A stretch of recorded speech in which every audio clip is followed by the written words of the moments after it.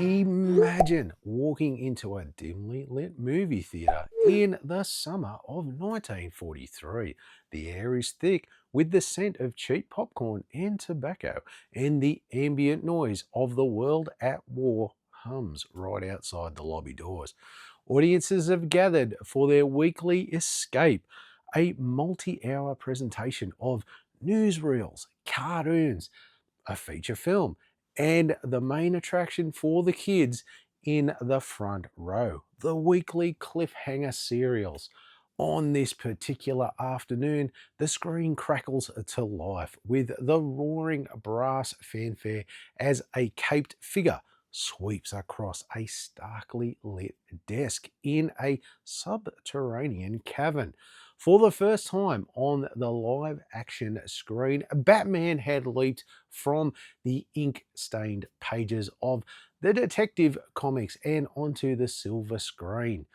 Columbia Pictures' 15-chapter serial, simply titled Batman, was an extraordinary gamble. It was produced during the pressures of wartime filmmaking, bound by a modest budget, and shaped by the cultural climate of World War II. Yet, despite its ill-fitting costumes and primitive action, this monochrome relic did something staggering. It helped define the visual and narrative language that later Batman stories would build upon. Long before Hollywood built multi-million-dollar cinematic universes around Gotham City, this low-budget theatrical experiment laid down part of the structural brick and mortar for everything that was to come. It's Batman's origin story. To chart the origins of this landmark production, we need to look back to 1939 when artist Bob Kane and writer Bill Finger introduced Batman to the world. The character was an instant hit for National Comics, the publisher that would eventually become, yes, DC Comics. Sensing a commercial opportunity, Hollywood came calling remarkably fast. Columbia Pictures brought the live action rights to the character and routed the property into their highly efficient, low-cost serial division. The decision to produce Batman during World War II was shaped by the broader wartime environment. Comic books were hugely popular with children at home and service members overseas fighting the war, and the era's storytelling often leaned into patriotism, espionage, and foreign threats. Consequently, the original source material was heavily altered to fit the time, rather than fighting this comic book rogues gallery had like the Joker and Catwoman. The Caped Crusader was re-contextualized as an official government agent operating under the authority of the nation at war. It's double top secret. Casting the very first live-action dynamic duo was a frantic exercise in studio logistics. For the role of Bruce Wayne and Batman, Columbia Pictures selected Lewis Wilson, a 23-year-old newcomer with a theatrical background. Wilson, he possessed a handsome, aristocratic face that fit the playboy persona perfectly, though his physique was less akin to the modern muscle-bound vigilantes we know, and more representative of a average 1940s leading man. Beside him was a Robin, and he was Douglas Croft, a 16-year-old actor who remains one of the youngest performers to ever portray the Boy Wonder in live-action theatrical films. The most inspired, tone-defying casting choice, however, belonged to the supporting cast. The legendary character actor William Austin was cast as Alfred, the Wayne's family butler. At the time, in the comics, Alfred was actually depicted as a portly, clean-shaven butler, while Austin was a trim, defined British gentleman sporting a very sharp toothbrush mustache. The filmmakers also secured the talents of Carrol Naish, a highly respected character actor, to play the film's primary antagonist, Dr. Daka, a menacing Japanese enemy agent operating in an underground lair complete with a pit of hungry alligators. Principal photography began in early 1943 under the swift direction of Lambert Hillyer, a veteran director of silent westerns and classic horror films like Dracula's Daughter.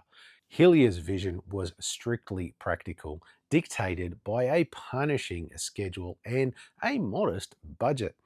There was no room for artistic indulgence. The cinematography relied on standard functional setups and stark high contrast lighting, and inadvertently gave the film a gritty proto-noir aesthetic.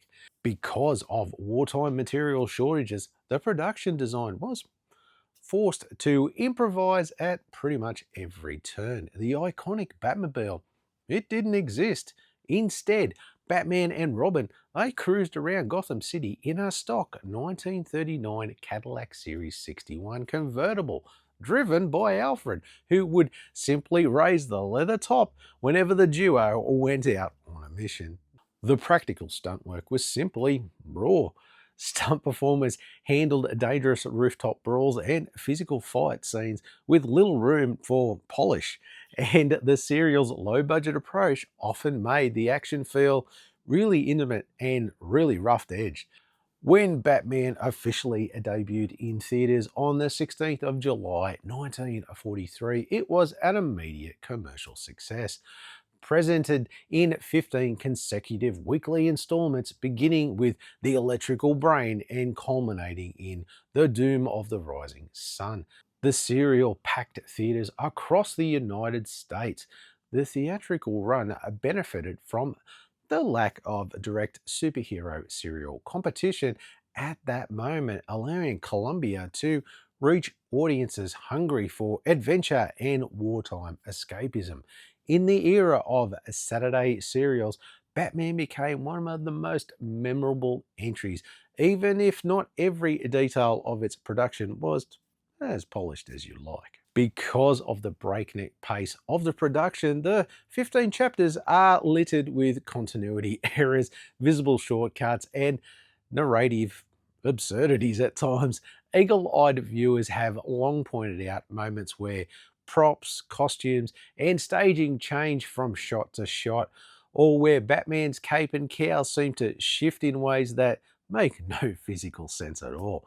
The production also reflected the stripped-down realities of the time, with wardrobe and stunt work handled as efficiently as possible under the high pressure to get it done. Wartime storytelling heavily dictated the narrative. The serial was shaped by the propaganda and censorship climate of the era, leaving the story focused squarely on enemy subdivision and espionage rather than Batman's more familiar rogues gallery.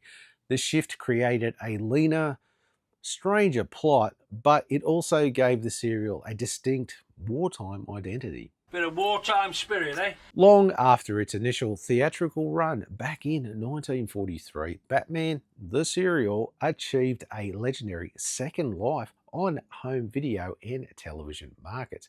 In 1965, Columbia actually re-released all 15 chapters into theaters into a single title, An Evening with Batman and Robin. The reissue found a respective audience, who especially among fans drawn to its earnest energy and campy charm. That renewed interest helped feed the broader Batman revival of the 1960s, including the colourful 1966 Batman television series starring, yes, the one and only, Adam West.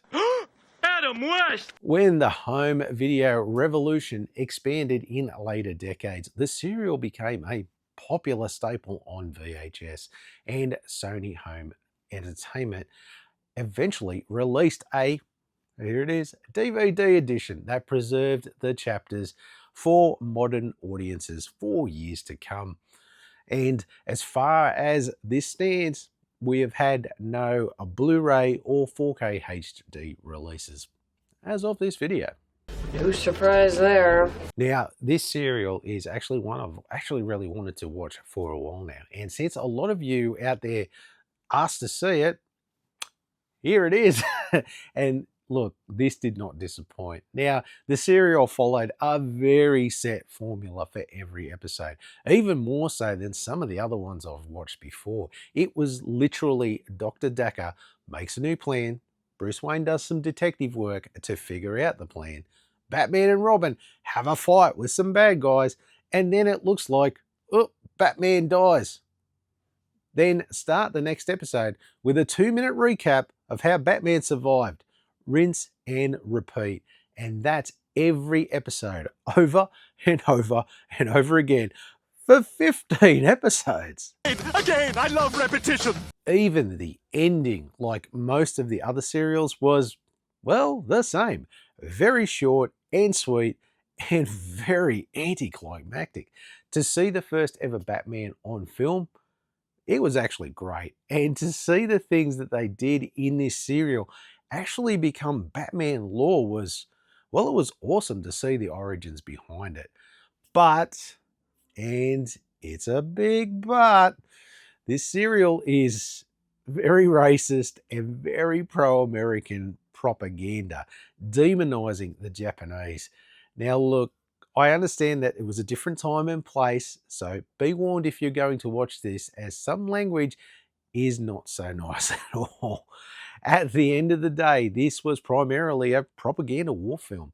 Hell, Batman isn't even a crime fighter in this. He's a secret government agent fighting the Japanese. So look, for this, I would give this probably about a 6 out of 10, as it's not as good as, say, The Phantom or Spy Smasher, but it's definitely worth checking out.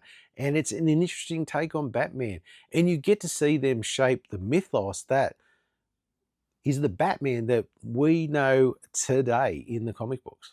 The enduring legacy of the 1943 Batman serial within the broader comic book and cinematic history is genuinely significant. It helped introduce elements that are now considered foundational to Batman's visual world. The serial's underground cave and the hidden headquarters influenced the later comic book Batcave, while William Austin's distinguished slender portrayal of Alfred that helped inspire the Butler's later comic book redesign. Within the span of 15 weeks, a low-budget movie serial had permanently affected the way Batman's world would be seen on screen and in print for decades to come. Ultimately, the 1943 Batman serial stands as a fascinating and beautifully flawed time capsule from a pivotal moment in American history. It represents an era of pure cinematic showmanship where imagination, resourcefulness, and a few yards of grey fabric were enough to bring a modern myth to life. It may lack the sleek, brooding digital grandeur of modern blockbusters, but it possesses an undeniable tactile magic that kind of reminds us as to why Batman endured so long on the big screen in the first place. Next week on the show, we're going to look at what I picked up for the month of June 2025. It's a big haul, so make sure you tune in for that one.